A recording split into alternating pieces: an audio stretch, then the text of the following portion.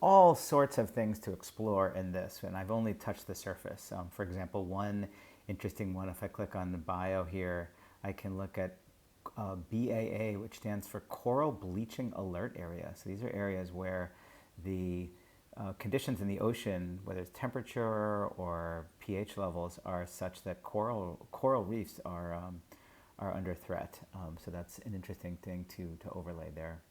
But the other thing I wanted to show you is that you can, let me go back to air and wind, change the projection. So O, which stands for orthographic, is this projection of this globe that we can rotate around. We can go to the North Pole.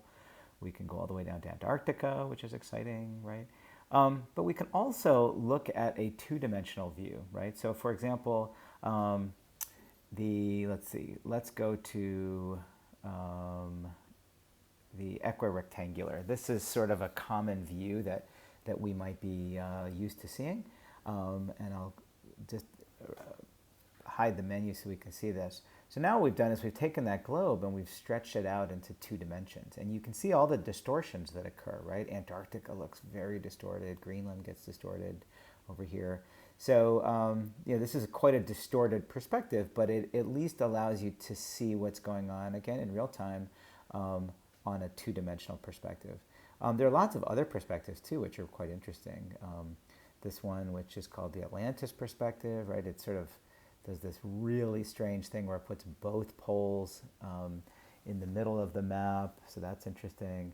The conic equidistant, which tries to put it in a flat map, but correct for some of the distortions. We have this, the Peterson projection, or Patterson projection rather, which again sort of stretches out some of the mid-latitude regions. Stereographic. So these are fun to explore. Some of the other ways that our map can be represented in two dimensions.